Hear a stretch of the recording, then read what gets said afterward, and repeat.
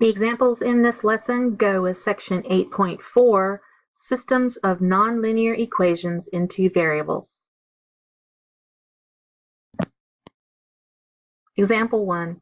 Solve the system 2x plus y equals 5 and x squared plus y squared equals 50. All right, the first thing we notice is that the exponents in both of these problems don't match. And so that means we're going to have to use substitution to solve this problem. So let's consider equation number 1. And let's put it in y equals mx plus b form, and then we will substitute it down here into equation number 2. All right, 2x plus y is equal to 5. If we're getting y alone, we'll need to subtract 2x to the other side. That means y is equal to negative 2x plus 5. Now, this expression right here, we are going to plug into equation number 2 for y. So we're going to take the y out and put in negative 2x plus 5 instead. And what that's going to do is it's going to give me an equation that has just x's in it. All right, so this equation becomes x squared plus negative 2x plus 5, because we know that's what y is equal to. And we need to square it because the y was squared here, equals 50. All right, let's not forget that there are actually 2 of these parentheses here, so we've got a negative 2x plus 5 times another negative 2x plus 5, which means we're going to have to use our FOIL method to expand that product there. All right, negative 2x times negative 2x is going to give me a positive 4x squared. Negative 2x times positive 5 is going to give me a negative 10x. Positive 5 times negative 2x is going to give me another negative 10x. And then positive 5 times positive 5 is going to give me a positive 25. Let's combine our like terms. X squared plus 4x squared, that's going to give me 5 of these x squareds. Negative 10x and negative 10x, that's going to give me negative 20x. Then plus 25 is equal to 50. Okay, so this is a quadratic equation, and I know that because the highest exponent is 2. And so to solve this, we're going to need to have it equal to 0. So let's subtract the 50 to the other side of the equation.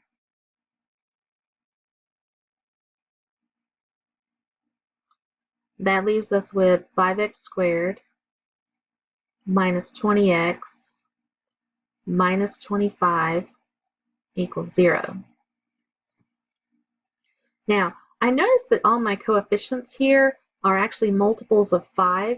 And so what I can do is I can make all these coefficients a lot smaller if I divide everything by 5. So I'm going to divide everything by 5 here. And that's going to make factoring or using the quadratic formula a little bit easier.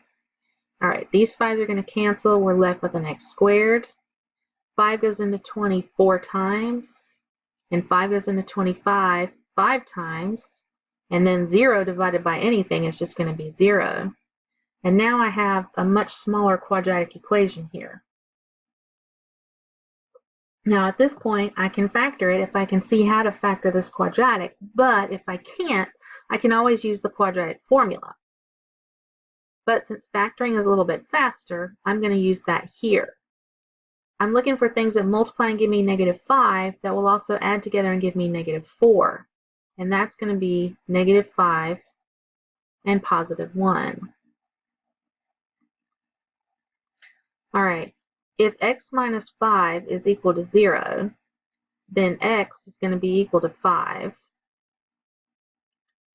And if x plus 1 is equal to 0, then x is going to be equal to negative 1. Now what you'll notice is we have two x values, a positive 5 and a negative 1. That means when I plug them back in over here, I'm going to be looking for two y values. So we're going to have two solutions probably for this equation, or for this system. Okay, let's start with x is equal to 5. When x is equal to 5, I'm going to use the first equation. We're going to have 2 times the x that I just found plus y is equal to 5. That means that 10 plus y is equal to 5. And then when we subtract this 10 over to the other side, we get y equal to negative 5. So when x is positive 5, y is negative 5. And that means one of my solutions is positive 5 and negative 5.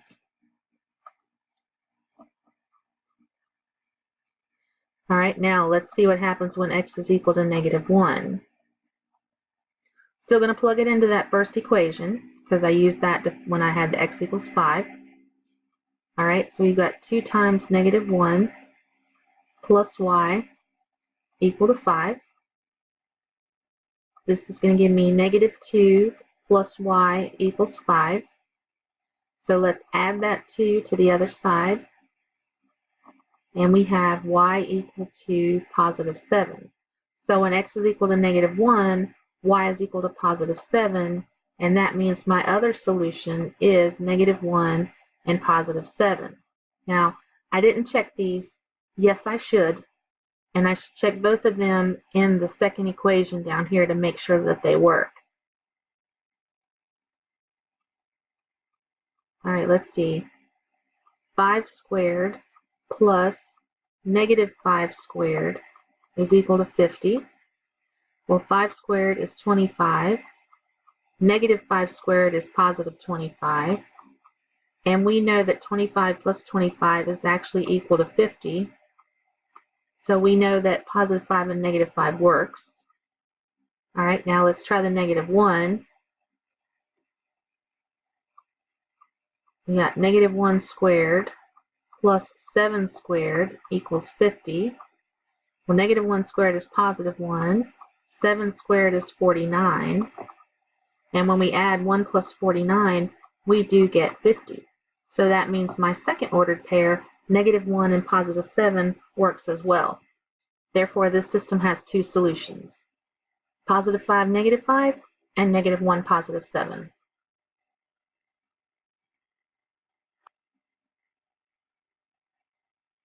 Example 2, solve the system x squared plus y squared equals 90, and y is equal to the square root of x. Once again, we are going to have to use substitution because we don't have the same exponents in both of the problems. So we can't do elimination. Now, fortunately, equation 2 down here already has y on one side by itself. So we can go directly to the substitution. And I'm going to take this expression here that's equal to y and plug it into the first equation where I have a y. All right, that first equation is going to become x squared plus the square root of x, and we're going to square it because the y was squared right here, and this is going to be equal to 90. That gives us x squared plus, now the radical and the exponent will cancel, so we have x squared plus x equal to 90, and I have a quadratic again, and I know that because my highest exponent is 2. So in order to solve this, it's going to need to be equal to 0. Let's subtract 90 from both sides. That leaves me with x squared plus x minus 90 equals 0. And once I get here, I can factor it if I see how, but I also have the option to use my quadratic formula, and that will give me my solutions as well. But I'm going to factor this. I'm looking for things that multiply together and give me negative 90, but they have to add together and give me positive 1. And that's going to be a negative 9 and a positive 10. All right, when x minus 9 is equal to 0, we know that x is equal to 9. And when x plus 10 is equal to 0, we know that x is equal to negative 10. So once again, I have two x values, and it looks like this system is going to have two solutions. All right, let's plug them in. I'm going to use the second equation because it has the lower exponents there, and I'm going to figure out what y is when I know x. All right, so when x is equal to 9, we're going to have y equals the square root of 9, and the square root of 9 is just 3, so y is going to be equal to 3, and that means that my first ordered pair is going to be positive 9 and positive 3. All right, let's check the other one. When x is equal to negative 10, I'm going to use the same equation. I'm going to have y is equal to the square root of negative 10. Now, this is a problem because we can't square root a negative number. It's not a real number. So because this one doesn't have a solution, that means negative 10 is not going to be part of a solution to the system, and the only solution is going to be positive 9 and positive 3. But we really should check them in that first equation there and make sure they work. So let's see, is 9 squared plus 3 squared really equal to 90? 9 squared is 81, 3 squared is 9, and we know that 81 plus 9 is in fact equal to 90. Therefore, the solution to this system, and there's only one, positive 9 and positive 3.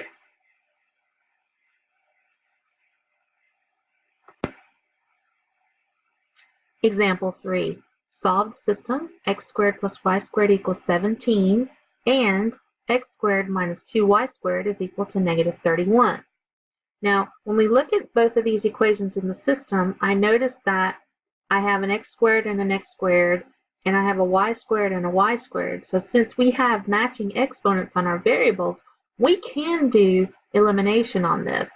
And you know, I do prefer elimination over substitution, but we can also do substitution on this one. All right, so what I'm going to do is I'm going to do elimination on this because we've done the other two with substitution. Okay. The next thing I notice is about equation 1 and equation 2, my y's already have opposite signs on them. Okay, there's a 2y squared here. I would really like for there to be a 2y squared right here. And so what I can do is I can multiply that top equation by 2, and that will give me a 2 in the y squared position there. All right, let's distribute. We'll have 2x squared plus 2y squared equal to 34. And then I'm just going to rewrite this second equation right here underneath it. X squared minus 2y squared equals negative 31.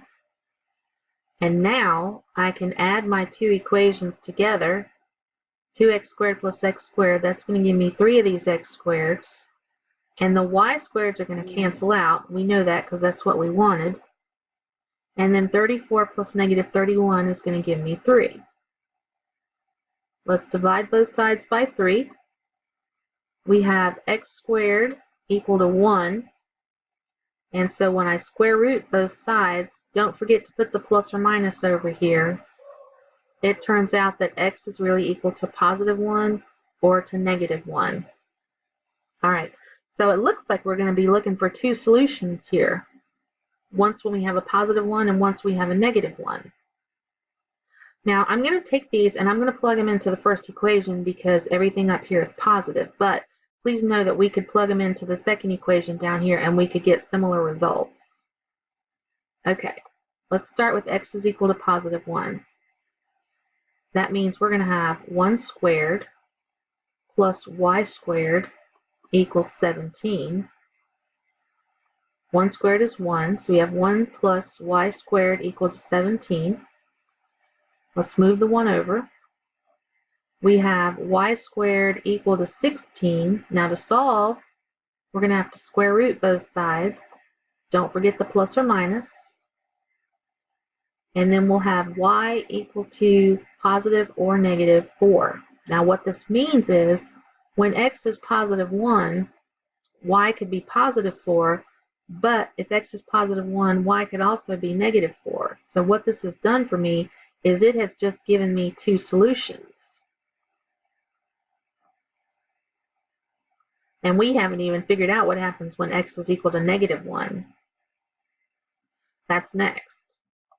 We'll consider the case when x is equal to negative 1, I'm plugging it into the same equation, the top one here. We've got negative 1 squared plus y squared equal to 17. Negative 1 squared is just 1. So we have 1 plus y squared equal to 17. Let's subtract the 1 to the other side. We have y squared equal to 16. And to solve this, we're going to need to square root both sides. And again, don't forget the positive or negative over here. That means y is going to be equal to positive or negative 4. Now, I have the same situation I had when x was equal to positive 1, because when x is equal to negative 1, y might be positive 4, but when x is equal to negative 1, y might be negative 4. So this has given me another set of 2 solutions. And it turns out this system has 4 solutions. Positive 1, positive 4, positive 1, negative 4, negative 1, positive 4, and negative 1, negative 4. And we would need to check these in the second equation to make sure they work, but I'll just go ahead and tell you that they do all in fact work.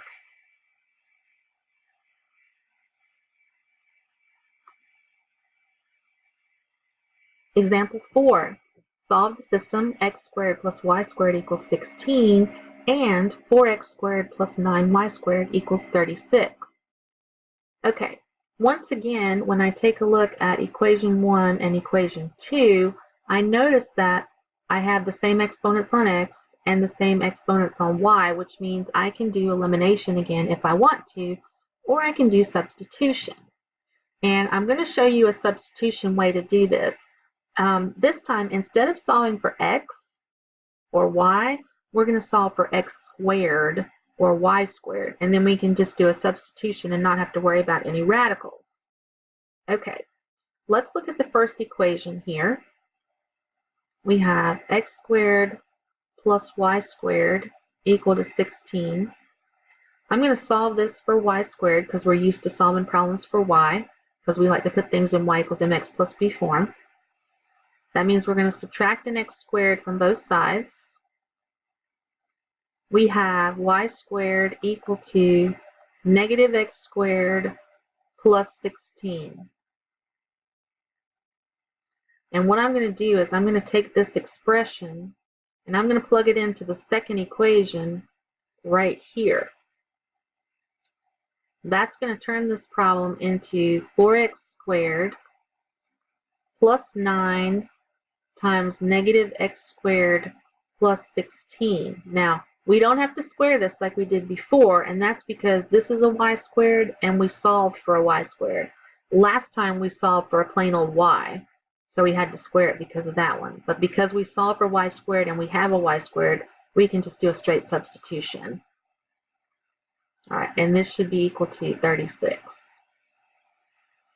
All right, let's distribute the 9 into the parentheses. We'll have 4x squared minus 9x squared plus, and then 9 times 16 is going to give me 144, and this is equal to 36. All right, 4x squared minus 9x squared, this is going to give me negative 5x squared plus 144 equals 36. Let's subtract that 144 to the other side. We have negative 5x squared equal to negative 108. All right, let's divide by negative 5. We have x squared equal to 21.6. And when we square root both sides, don't forget the plus or minus. That means x could be positive square root of 21.6 or negative square root of 21.6. Okay, let's consider the first case where x is equal to positive 21.6. Sorry, the square root of positive 21.6. I'm going to plug it into the first equation here. So we're going to have the square root of 21.6 squared plus y squared equals 16. The radical and the exponent are going to cancel, so we have 21.6 plus y squared equal to 16. Let's subtract the 21.6 to the other side. We're left with y squared equal to negative 5.6. And then to solve this, we would want to square root both sides. Well, this is a problem. We can't square root a negative 5.6. That's not a real number. That means that positive 21.6 is not a solution. Let's consider the other situation. X is equal to negative 21.6. Then we'll have negative square root 21.6 squared plus y squared equals 16. Now the square and the radical are going to cancel, and the square is also going to take care of that negative sign. So we're going to be left with a positive 21.6 here. Plus the y squared equals 16. Let's move the 21.6 to the other side. That gives us y squared equal to negative 5.6. And we're going to square root both sides. And once again, we're trying to square root a negative number, and we can't do that. That means that negative 21.6 is not a solution. All right, so for this problem, the only values of x we got were positive and negative 21.6, and neither one of them will give me a y coordinate. This problem has no solution because I could not get any ordered pairs.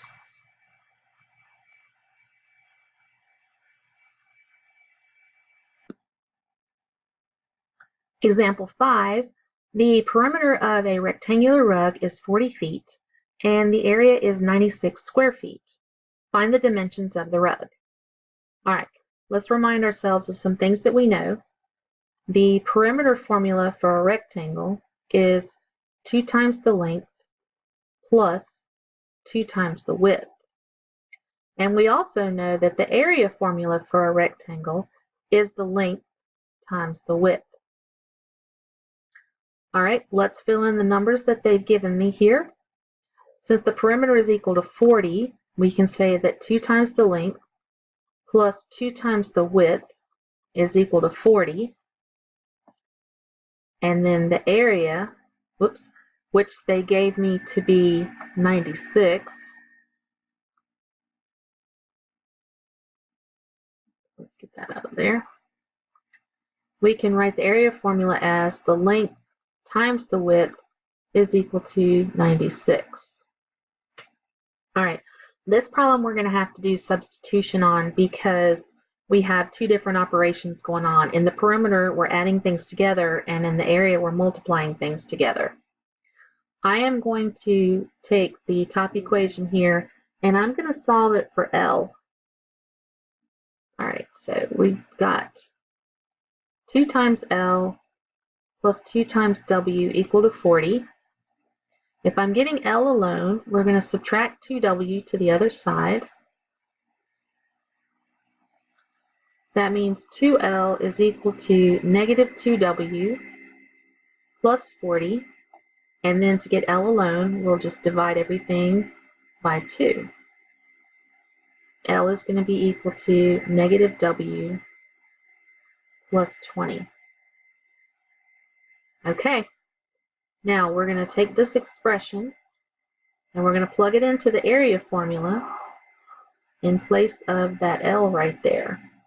So that means that my second equation here, the area equation, becomes negative W plus 20 times W equals 96. Let's distribute the w into the parentheses. We'll have negative w squared plus 20w equals 96.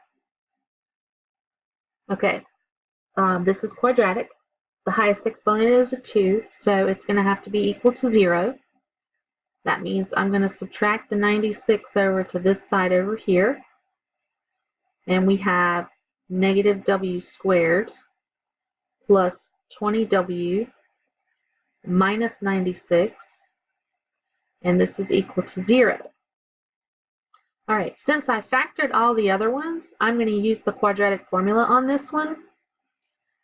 This one does factor, by the way, but I'm just going to go ahead and use the quadratic formula. So we're going to use negative 1 for A, we're going to use positive 20 for B, and we'll use negative 96 for C. All right, we're solving for W. W is equal to the opposite of B plus or minus the square root of B squared minus 4 times A times C, and this is all going to be divided by 2A. All right, let's come over here. W is equal to negative 20 plus or minus, all right, let's find out what that radical is going to give me. 20 squared minus 4 times negative 1 times negative 96 is actually going to give me 16. And then A we said was negative 1. This should be 2 times negative 1 down here. So this is going to be over a negative 2. All right, 16 has a nice square root. It's 4. That means our problem turns into negative 20 plus or minus 4 divided by negative 2. That means W could be negative 20 plus 4 divided by negative 2, or W could be negative 20 minus 4 divided by negative 2. All right, if W is equal to negative 20 plus 4, that's going to give me, let's see, negative 20 plus 4 is negative 16. Negative 16 over 2 is going to give me positive 8. Over here, negative 20 minus 4, that's negative 24. Negative 24 over negative 2, that's going to give me positive 12. So it looks like we have two possible solutions to this system. All right, I'm going to take both of these and I'm going to plug them into equation 2 down here in my area formula to try and find out what length goes with these widths down here. Okay, so in the case where W is equal to 8, we're going to have L times 8 times the width we just found equal to 96. Let's divide both sides by 8. L is going to be equal to 12. We already had a 12 here. Let's consider the other situation where the width is 12. Using the same equation, we're going to have the length times 12 equal to 96. We'll divide both sides by 12, and the length is 8. All right. The question here is asking for the dimensions of the rug. So we didn't have to specify which one's the width and which one's the length. So this particular problem just has one solution. This rug is a 12 by 8 rug. And we'll consider the fact that an 8 by 12 rug is actually the same thing. All right, therefore our rug looks like it's going to be 12 feet on one side and 8 feet on the other.